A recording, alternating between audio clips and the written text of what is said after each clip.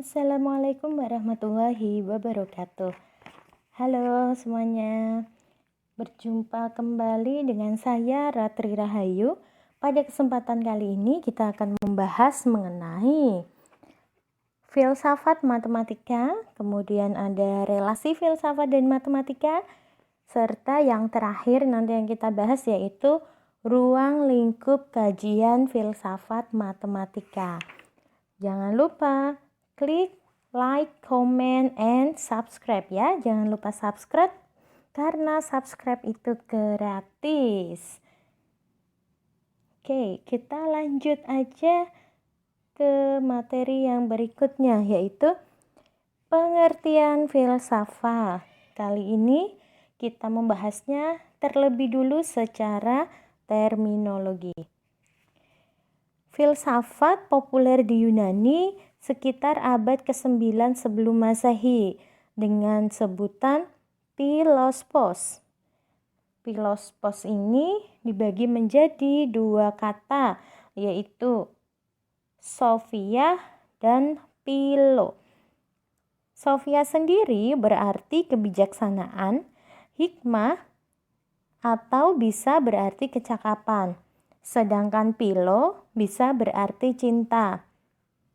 Jadi, secara etimologi, filsafat berarti love of wisdom, yaitu cinta kebijaksanaan, hikmah atau kebenaran. Kebijaksanaan yang artinya kebenaran sejati atau kebenaran yang sesungguhnya. Filsafat juga berarti hasrat atau keinginan yang sungguh-sungguh akan kebenaran sejati.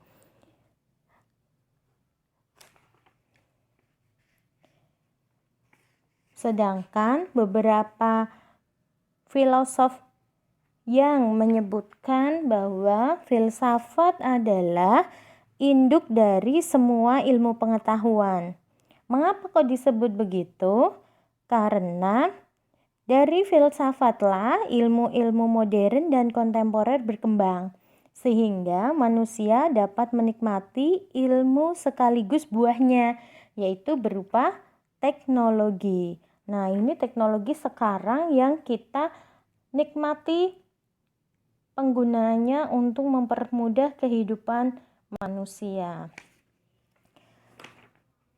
Berikutnya kita akan membahas mengenai filosof. Siapa sih filosof? Filosof adalah para ahli filsafat, yaitu orang yang mencintai dan mencari kebijaksanaan atau kebenaran. Orang yang senantiasa mencintai kebijaksanaan, dia akan selalu tertarik untuk mencari kebenaran. Filosof bukan orang yang bijaksana atau yang berpengetahuan selalu benar. Tetapi filosof adalah orang yang sedang belajar mencari kebenaran dan kebijaksanaan. Jadi bukan selalu ya, dia tidak selalu merasa benar gitu, atau pendapatnya itu pasti benar, itu tidak. Tetapi dia sedang belajar untuk mencari kebenaran. Pencarian kebenaran bermakna menelusuri hakikat dan sumber dari kebenaran.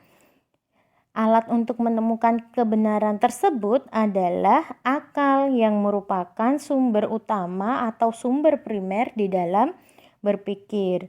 Oleh karena itu, kebenaran dari filosof tidak lebih dari kebenaran berpikir yang rasional dan radikal. Jadi karena dia menggunakan sumber akal, maka kebenaran dari filosof itu merupakan kebenaran yang bersifat rasional.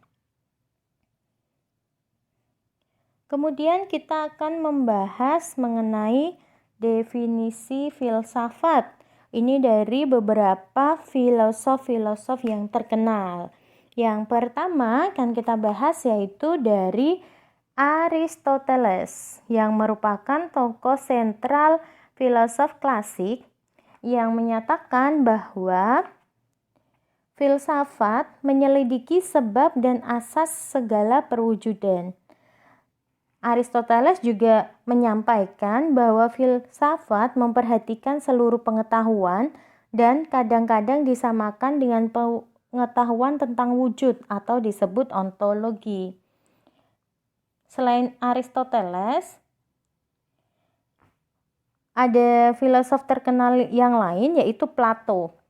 Plato menyebutkan bahwa objek dari filsafat adalah penemuan kenyataan atau kebenaran absolut atau kebenaran mutlak lewat dialektika.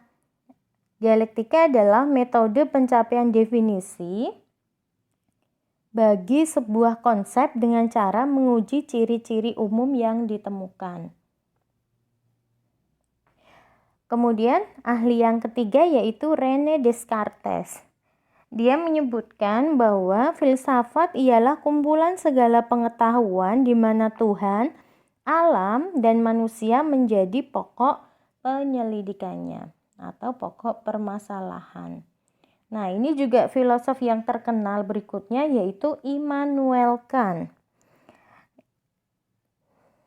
Immanuel Kant juga berpendapat bahwa filsafat adalah ilmu pengetahuan yang menjadi pokok dan pangkal segala pengetahuan, di mana di dalamnya memuat 4 persoalan yang ditanyakan. Yang pertama adalah apa yang dapat kita ketahui? Jawabannya adalah metafisika. Kedua, apa yang seharusnya kita kerjakan? Jawabannya termasuk dalam bidang etika. Kemudian yang ketiga, sampai di manakah harapan kita? Jawabannya termasuk ke dalam bidang agama. Dan yang terakhir, apakah yang dinamakan manusia? Jawabannya adalah termasuk pada bidang antropologi dan sosiologi yang menyangkut interaksi manusia. Kemudian, mengapa sih kita harus belajar filsafat? Tentunya kita akan mempunyai beberapa tujuan dan manfaat di dalam mempelajari filsafat. Tujuan yang paling utama dalam berfilsafat yaitu menemukan suatu kebenaran yang bisa dibuktikan secara rasional. Tadi kan sudah dijelaskan bahwa alat utama untuk menemukan kebijaksanaan berupa akal di dalam berpikir, sehingga kita bisa berpikir atau membuktikan kebenaran itu secara rasional. Kemudian setelah kita banyak mengkaji, banyak berpikir, maka kita akan juga semakin banyak menemukan betapa besarnya kekuasaan Tuhan dalam menciptakan alam jagat raya ini dengan penuh perhitungan dan bermanfaat bagi manusia di dalam menemukan kebenaran yang hakiki. Karena sifat pemikiran manusia yang terbatas, maka di balik itu ada batasan yang tidak diketahui manusia, yaitu ketetapan dari Tuhan atau dalam bahasa Arab disebut qada.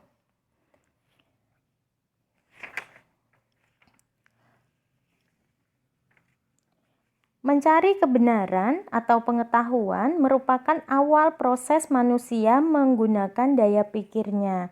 Sehingga ketika manusia menggunakan daya pikirnya secara maksimal, mereka akan bisa menemukan atau membedakan mana yang nyata dan mana yang tidak nyata. Misalkan dulu kita sering percaya akan mitos, dongeng, tetapi seiring perkembangan zaman, setelah manusia dapat berpikir secara rasional, maka manusia pun bisa keluar dari kungkungan mitologi dan bisa mendapatkan dasar pengetahuan yang ilmiah. Inilah yang merupakan titik awal manusia menggunakan rasio untuk meneliti sekaligus mempertanyakan dirinya dan alam jagat raya. Jadi manusia itu selalu akan timbul rasa ingin tahu untuk mengkaji, untuk menemukan kebenaran-kebenaran berdasarkan akal pemikirannya. Kemudian Menurut Burhanuddin Salam tahun 2000, setidaknya ada 3 karakteristik berpikir dalam filsafat. Yang pertama, sifat universal atau menyeluruh. Sifat universal merupakan pandangan atau pemikiran yang komprehensif. Artinya, seseorang yang berusaha mencari kebenaran ini harus bisa memandang kebenaran ini tidak dari sudut pandangnya saja. Jadi dia harus menemukan hakikat ilmu dari sudut pandang yang lain, tidak dari dirinya sendiri atau sudut pandang ilmu itu sendiri, tetapi juga dari sudut pandang yang luas. Filsafat berusaha memberikan penjelasan tentang dunia seluruhnya termasuk dirinya sendiri.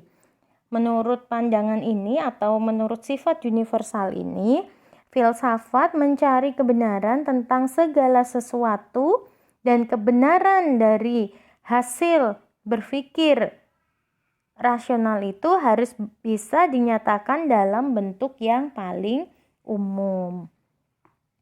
Suatu aturan filsafat harus bersifat komprehensif, artinya tidak ada satu pun yang berbeda di luar jangkauannya. Artinya, filsafat akan ditolak jika dia berat sebelah dan tidak memadai. Jadi, ketika berfilsafat ini harus bisa diterima oleh semua pihak. Kemudian yang kedua, filsafat ini bersifat radikal, ya. Radikal itu artinya mengakar atau mendasar.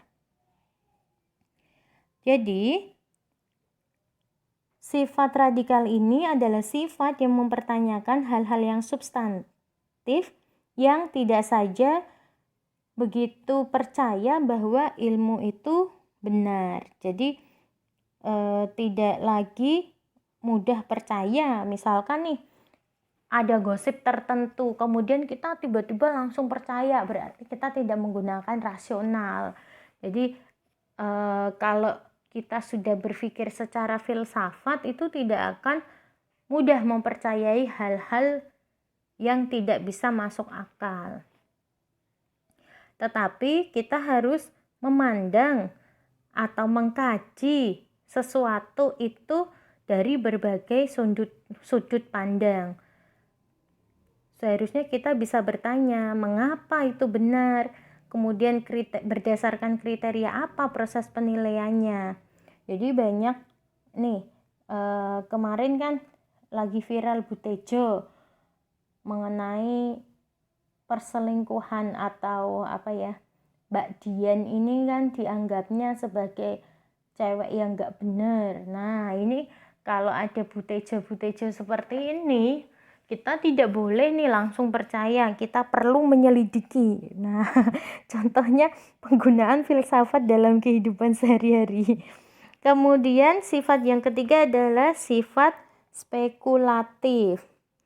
Jadi, ketika kita ingin membuktikan suatu kebenaran, dibutuhkan sebuah sifat spekulatif dari sisi proses, sisi analisis maupun pembuktiannya, sehingga dapat dipisahkan mana yang logis, mana yang tidak.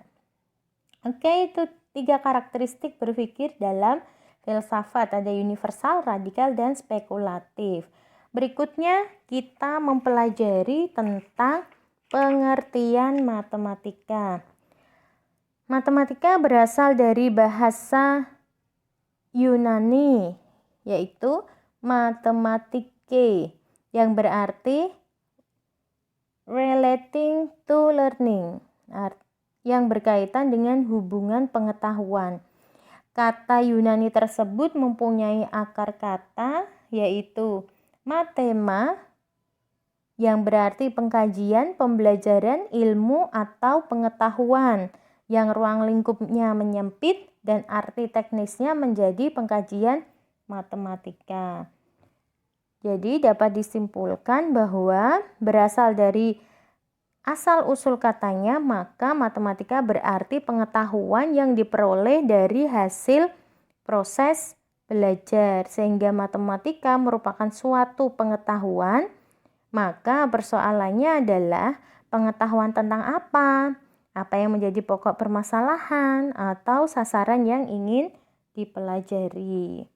Dan matematika ini merupakan sumber inspirasi dari para filosof untuk mengembangkan epistemologi dan metafisik. Kemudian kita akan mempelajari berikutnya kaitannya matematika dan filsafat. Ada dua kaitan atau dua persamaan antara matematika dan filsafat. Mereka bergerak pada tingkat generalitas dan abstraksi sehingga dengan daya pemikiran yang mendalam. Pengetahuannya juga bersifat rasional logis sehingga tidak memerlukan eksperimen dalam proses pencarian pengetahuan.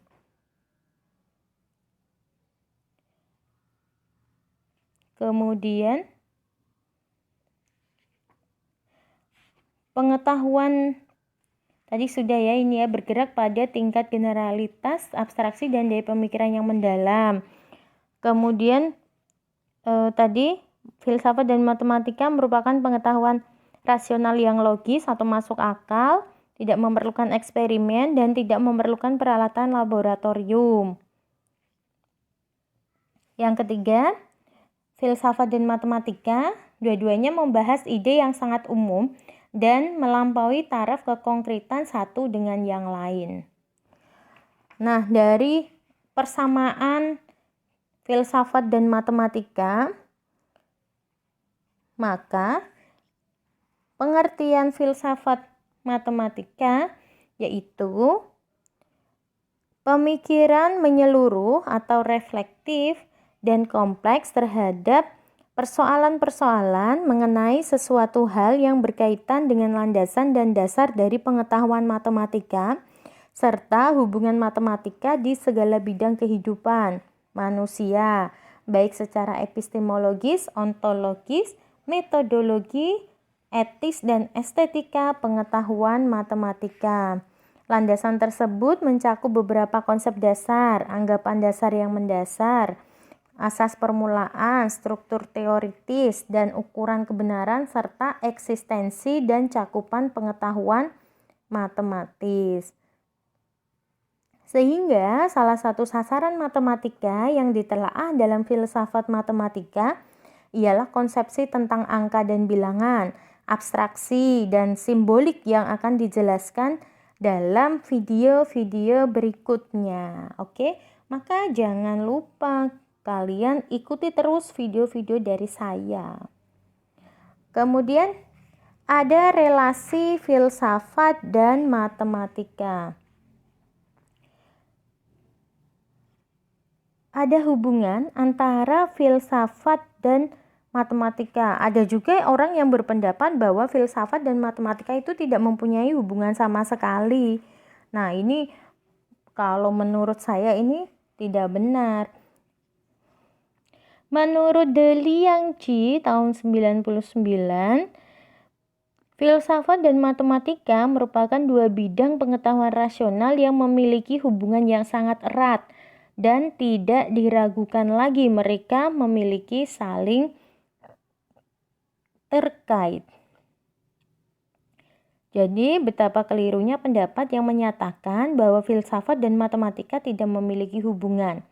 Padahal telah diketahui bahwa filsafat dan geometri yang merupakan salah satu cabang dari matematika itu lahir pada masa yang sama. Istilahnya dari bapak yang sama dan dari pemikiran orang yang sama, namanya adalah Thales, ya. Kemudian seorang ilmuwan yaitu Wesley Salmon dalam bukunya Space, Time and Motion: A Philosophical Introduction, dia memberikan penilaian tentang filsafat dan geometri yang dinyatakan sebagai the twin sisters atau saudari kembar.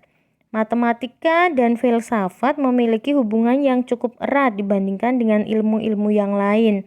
Alasannya, filsafat merupakan pangkal untuk mempelajari ilmu dan matematika adalah ibu dari segala ilmu.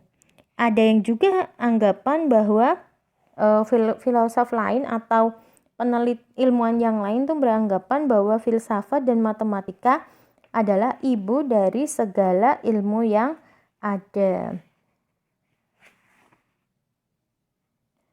Nah, tapi perlu digarisbawahi bahwa matematika itu tidak pernah lahir dari filsafat, melainkan keduanya berkembang secara bersama-sama dengan saling memberikan persoalan-persoalan sebagai bahan masukan dan umpan balik.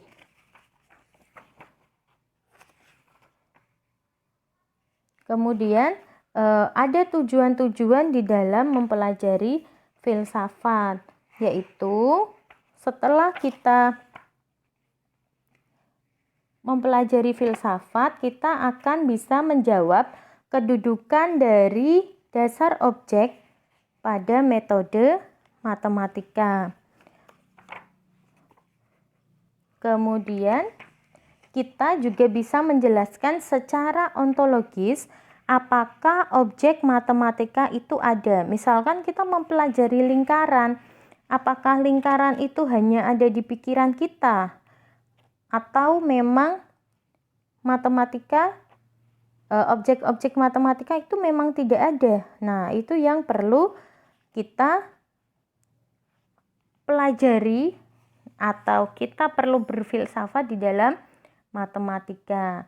Kemudian tujuan berikutnya yaitu dengan mempelajari filsafat matematika, kita bisa menjelaskan secara epistemologi apakah semua pernyataan matematika mempunyai tujuan di dalam menentukan kebenaran. Nah, ini pertanyaan yang menarik. Apakah kebenaran dari matematika itu bersifat absolut atau mutlak? Ini nanti bisa memberikan komentar di kolom di bawah ya. Menurut kalian, apakah kebenaran matematika bersifat absolut atau tidak? Kalau bersifat absolut, alasannya apa? Kalau tidak, bisa dijelaskan alasan kalian menganggap kebenaran matematika tidak bersifat absolut itu apa? Oke, yang berikutnya yaitu mengenai ruang lingkup kajian filsafat matematika. Filsafat matematika pada dasarnya merupakan pemikiran reflektif terhadap matematika. Matematika yang menjadi objek kajian atau pokok permasalahan. Secara khusus bahwa filsafat matematika pada dasarnya adalah suatu percobaan menyusun kembali kumpulan pengetahuan matematika yang kacau balau, terhimpun selama berabad-abad, kemudian diberi suatu makna atau simbol tertentu. Pada zaman dulu kan matematika diungkapkan oleh beberapa ahli dari tahun-tahun sebelum Masehi. Jadi filsafat matematika ini berusaha menyusun kembali pengetahuan matematika yang kacau balau istilahnya. Sehingga pada intinya matematika merupakan pokok permasalahan filsafat yang meliputi landasan matematika atau foundation of mathematics dan matematika. Jadi ini yang perlu teman-teman ketahui bahwa permasalahan filsafat itu ada dua, yaitu landasan matematika dan matematika. Kemudian yang akan kita bahas dulu yaitu landasan matematika. Landasan matematika merupakan bidang pengetahuan yang berkaitan dengan konsep-konsep dasar atau asas-asas fundamental yang lebih prinsipil yang dipergunakan dalam matematika. Misalkan yang berkaitan dengan operasi aljabar, aritmatika, dan lain sebagainya. Kemudian dengan prinsip dasar pada landasan matematika, proses kajiannya atau penelaahannya akan sampai pada sifat alami atau nature matematika dan sampai juga pada metode matematika. Ini penjelasan mengenai landasan matematika. Kemudian kita akan membahas mengenai pokok permasalahan filsafat yang kedua, yaitu metamatematika. Biasanya kan kita mendengarnya metafisika. Kalau ini kita akan membahas mengenai metamatematika. Metamatematika yang dimaksudkan adalah sebagai sebuah teori pembuktian untuk menetapkan ada atau tidaknya konsistensi dalam matematika dan menjawab permasalahan lainnya, seperti problem keputusan dan kelengkapan dalam suatu sistem formal atau sistem logika.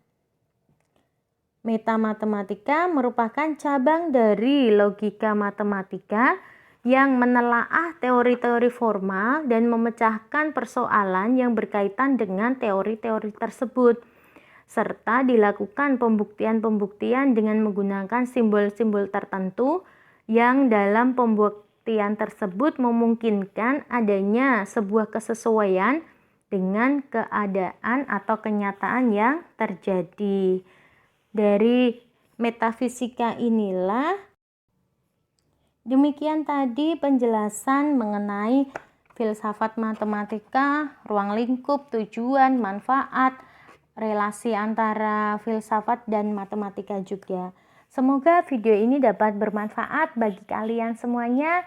Oke, terima kasih. Wassalamualaikum warahmatullahi wabarakatuh.